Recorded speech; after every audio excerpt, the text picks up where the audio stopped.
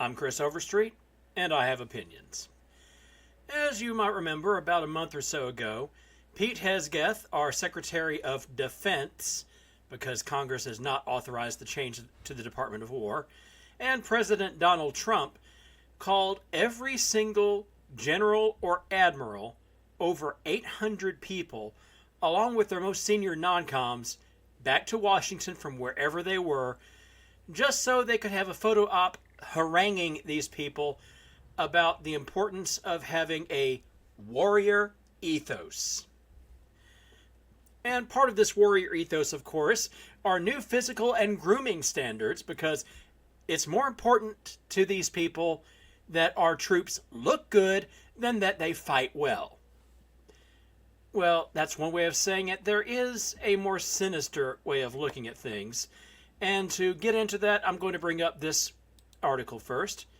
Troops with medical shaving waivers to face separation. In other words, if you can't shave, you're fired. You can't be in the military. Troops who seek individual exemptions must receive final waiver approval through their unit commander, which can only be granted after a written recommendation from a medical officer, after which they have to get medical treatment, and if it goes on for longer than a year, those troops will face separation, i.e. get discharged. In March, the Marine Corps ordered Marines diagnosed with pseudofolliculitis barbae, which leads to unwanted bumps and painful ingrown hair from frequent shaving.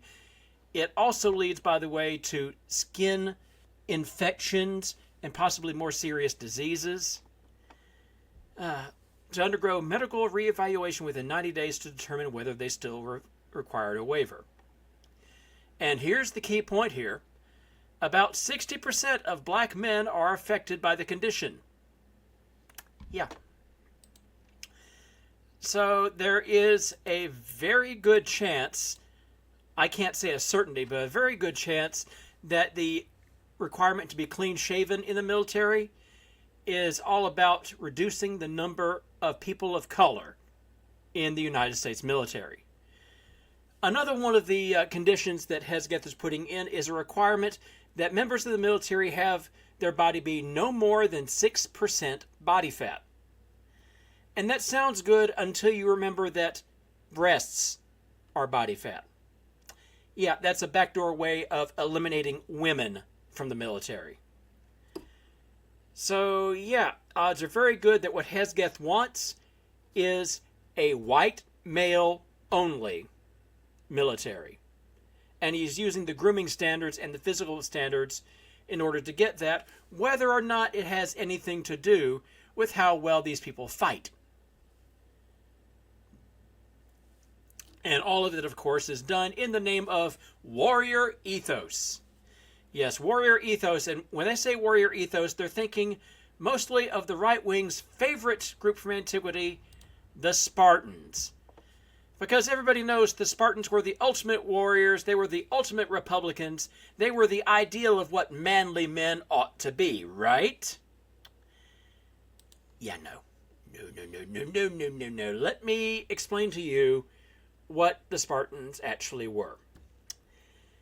If you were born into the Spartan people, and this was already a very small group, if you had any kind of birth defect, if you had an injury, or if you were just born female and there were too many females already, you were left out in the woods for the wolves to take you and eat you as an infant.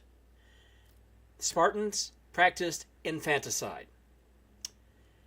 And if that wasn't bad enough, at the age of 5, if you were a male boy, at the age of 5, they would give you a knife, send you out into the wilderness, and say, don't come back for 30 days. Live or die. You're on your own. So, infanticide twice. How this goes over with the anti-abortion crew, I couldn't tell you, but I have my own ideas. Assuming the kid survives 30 days in the wilderness, and I'm also going to assume that a lot of them had some help under the table, once they got back, they would be handed over to an older Spartan who would train them up in the ways of the warrior. They would also train them up in the ways of lovemaking. because so far as the Spartans were concerned, sex with a female was only for procreation, and you married a woman to be property to take care of your stuff while you're out fighting wars. Actual love was between an older man and a younger man, or let's be honest, a child.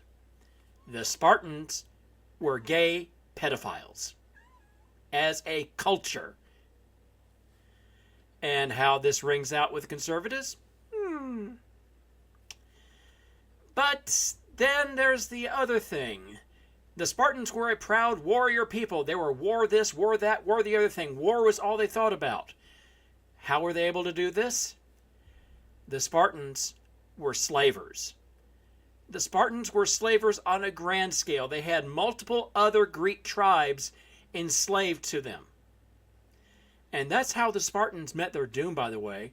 They fought in so many wars, they got a little bit on the worn out side, and the slave peoples who were sick and tired of growing the crops for the Spartans, to see all their good things taken by the Spartans, to see their women occasionally stolen by the Spartans, to see anybody who looked the Spartans in the eye killed, or maybe even just used for practice for sword swinging. Yeah, you get tired of that. And then they thought, well, there's like 10 times as many of us as there are of the Spartans. And we've got all these nice agricultural implements which can be made into a sword pretty damn quick. And yeah, the Spartans bought the farm through a series of slave revolts. They did put down the first one, but they just couldn't put down the second and third, and etc. And that is what Pete Hegseth and Donald Trump and most of the right want the American military to be patterned after. The Spartans, who aborted their babies, who sent them out into the woods to die, and then raped them if they survived. While at the same time, of course, stealing and killing from all their neighbors. I don't know about you. That's not the America I want. That's not the military I want. I don't even want a warrior ethos at all, because warriors are about one thing: killing. You don't want somebody who's just out to kill whoever. You want soldiers. You want people under training and under discipline. You want people who will get the job done, even if it means not immediately killing the enemy, even if it means running away from the enemy so that you can fight another day. Even if the mission is something like peacekeeping, where it's not about killing an enemy. Warriors break and run when they start losing. Soldiers keep standing and fighting so that their buddies can continue to fight another day. America doesn't want a warrior ethos, especially not those goddamn Spartans. America wants disciplined soldiers who will fight well no matter how they look. And that brings me to my last point.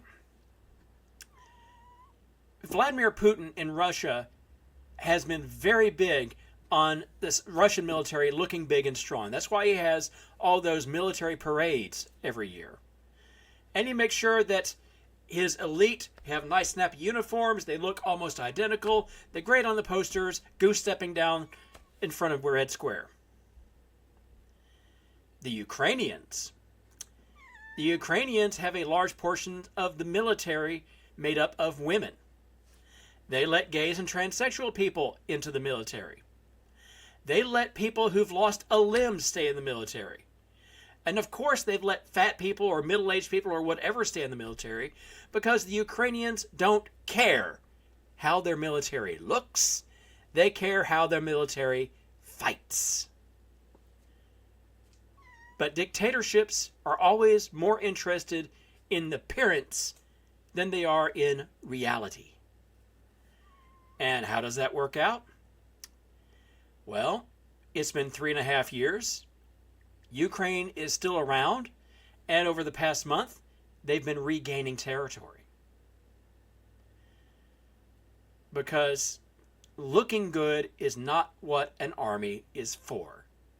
An army is for doing the job the country has for it. The army is for defending the people. Ukraine's army does a very good job of that. The United States Army used to do a very good job of that. I doubt that if it stays under the control of people like Hes-geth, I doubt very much it's going to do a good job in the future.